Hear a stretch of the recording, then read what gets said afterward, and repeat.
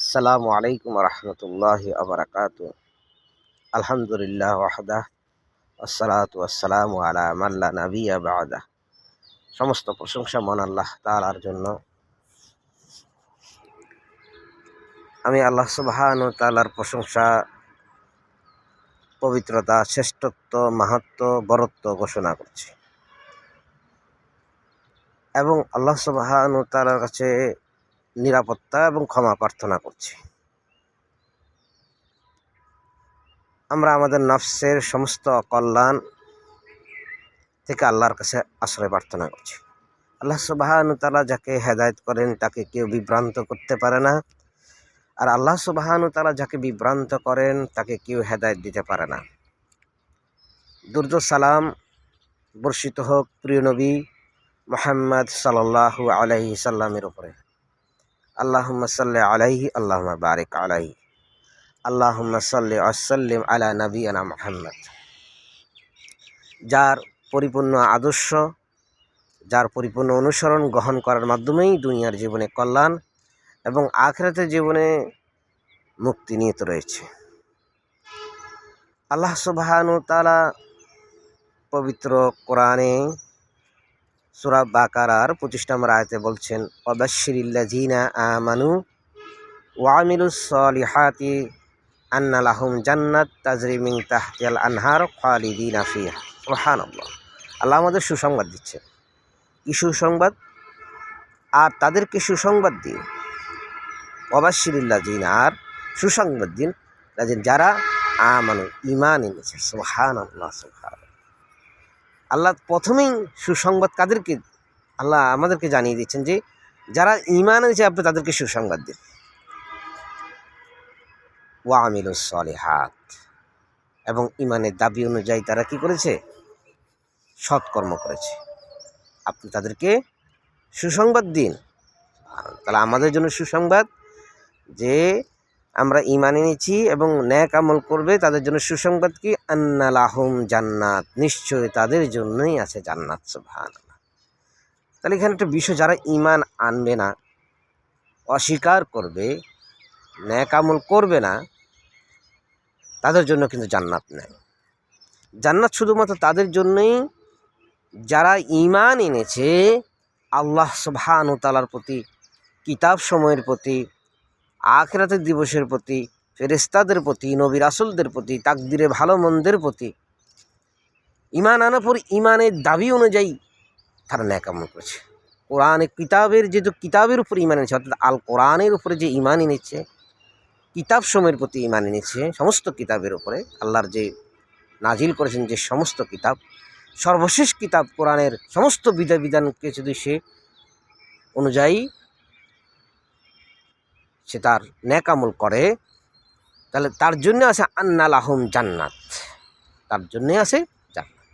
তাজরি মিন তাহতিহাল আনহার, সে জান্নাতের তলদেশ দিয়ে নহর সমূহ, দুধের নহর, মধুর নহর, শরবতের নহর প্রবাহিত। সুবহানাল্লাহ। তাজরি মিন তাহতিল আনহার খালিদিনা ফিহা, তারা সেখানে চিরদিন থাকবে, তাদেরকে বের করে দেওয়া হবে না।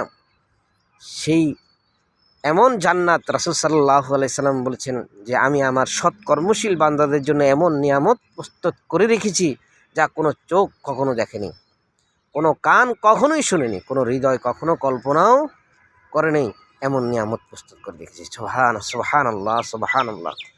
মানে আমরা আল্লাহ সুবহানাহু ওয়া তাআলা কোরআনে জান্নাতের তো বর্ণনা দিয়েছেন, কিন্তু জান্নাতের বর্ণনা যতটুকু দেওয়া আছে এমনও অনেক বিষয় আল্লাহ সুবহানাহু ওয়া তাআলা গোপন রাখছেন, যেটা আমার চোখ কখনো দেখেনি, কানে কখনো শুনেনি। মানে কোরআনে যতটুকু বলা আছে তার চেয়েও এর বাইরে আমরা এখনও শুনিনি জান্নাতের বর্ণনা।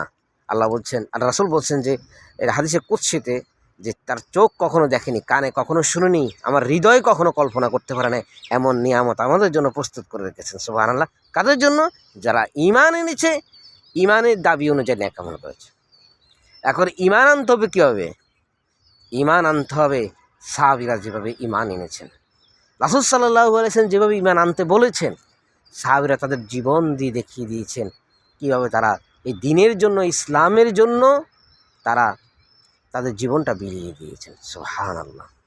তাদের জীবনটা তারা পুরা জীবনটা ইসলামের জন্য, তারা যখনই তারা ঈমান আনছেন তখন থেকে তারা ইসলামের প্রত্যেকটি বিধিবিধান তারা মেনে নিয়েছেন। আল্লাহ তাআলা বলছেন আফামান শারাহাল্লাহু সাদরাহু লিল ইসলাম। আফামান শারাহাল্লাহু, আল্লাহ সুবহানাহু ওয়া তাআলা যার অন্তরকে, যার হৃদয়কে, যার বক্ষকে ইসলামের জন্য উন্মুক্ত করে দিয়েছেন। সুবহানাল্লাহ। আপনার অন্তরটা ইসলামের জন্য উন্মুক্ত হতে হবে। আপনার অন্তরটা রাসূলের জন্য, আল্লাহর জন্য উন্মুক্ত করে ফেলেন। আফামান শারাহাল্লাহু সাদরাহু লিল ইসলাম। আল্লাহ সুবহানাহু ওয়া তাআলা যার অন্তরকে, যার হৃদয়কে, যার বক্ষকে ইসলামের জন্য উন্মুক্ত করে দিয়েছেন, ফাহুয়া আলা নূরিম মির রাব্বি, সে তার রবের পক্ষ থেকে হেদায়েতের উপরে রয়েছে, সে তার রবের পক্ষ থেকে নূরের উপরে রয়েছে, সে তার রবের পক্ষ থেকে আলোর উপরে রয়েছে।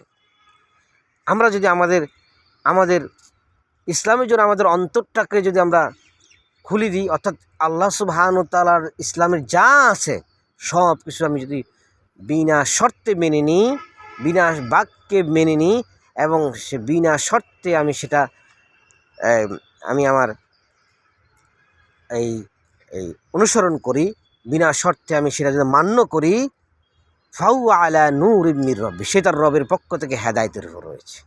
সুবহানাল্লাহ। হেদায়েতের উপরে রয়েছে। আল্লাহ বলতেছেন যে কে? আল্লাহ সুবহানাহু ওয়া তাআলা বলছেন যার অন্তরকে, যার হৃদয়কে, যার বক্ষকে ইসলামের জন্য উন্মুক্ত করেছেন, অন্য কিছুর জন্য না, সেকুলারের জন্য, সেকুলার যে মতবাদের জন্য না, জাতীয়তাবাদ মতবাদের জন্য না, বিএনপি নামক দলের জন্য না, আওয়ামী লীগ নামক দলের জন্য না, কোনো মানব রচিত দলের জন্য না, শুধুমাত্র আল্লাহর দ্বীন বিজয়ের জন্য, কোরআনের সমাজ প্রতিষ্ঠার জন্য, এবং নিজেকে সে তার আলোকে সাজাতে, সিবগাতাল্লাহ মান আহসানু মিনাল্লাহ সিবগাতা ওয়া নাহনু লাহু আবিদুন, যারা নিজের রঙে, আল্লাহর রঙে নিজের জীবনকে সাজায়। আল্লাহর রঙেই যে উত্তম রঙ আর কার হতে পারে?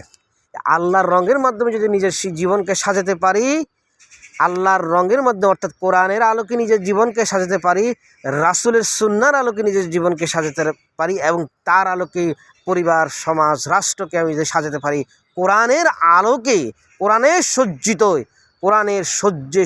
হয়ে কোরআন এই সমাজকে সাজাতে হবে, এই রাষ্ট্রকে সাজাতে হবে, এই রাষ্ট্রকে মেরামত করবে কোরআনের আলোকে, অন্য কিছু দিয়ে না। আমাদের যুবকরা আজকে অন্য কিছু মতবাদ দিয়ে কোরআন এই দেশটাকে সাজাতে চায়, সমাজকে সাজাতে চায়। সমাজ এবং রাষ্ট্র, বিচার বিভাগ, সংসদ সব কিছু সাজাতে হবে কোরআন দিয়ে। যদি আমি কোরআন দিয়ে আমার পরিবার, আমি আমার ব্যক্তি জীবন, আমার পরিবার, আমার সমাজ, আমার রাষ্ট্র কোরআন দিয়ে যদি সাজাতে পারি, তাহলে এটার নামই হলো ঈমান। এটার নামই হলো ঈমান। আমরা এখন ঈমানের সংজ্ঞাই বুঝি নাই। ঈমানের সংজ্ঞা হলো যে আমি পরিপূর্ণভাবে আল্লাহ সুবহানাহু ওয়া তাআলার কাছে সারেন্ডার করা, রাসূলের সুন্নাহর কাছে সারেন্ডার করা, অন্য কোনো মতবাদের কাছে সারেন্ডার করা নয়। আর আল্লাহ সুবহানাহু ওয়া তাআলা আন্না লাহুম জান্নাত, নিশ্চয় তাদের জন্য আল্লাহ আছে জান্নাত। আল্লাহ সুবহানাহু ওয়া তাআলা আমাদেরকে এই বিষয়গুলো বুঝার, অনুধাবন করার জন্য তৌফিক দান করুক। আল্লাহ সুবহানাহু ওয়া তাআলা আমাদেরকে যেন আল্লাহ হেদায়েত দান করুক, হেদায়েতের মধ্যে থেকে আমরা আমাদের জীবন যেন অতিবাহিত করতে পারি। আল্লাহ আমাদের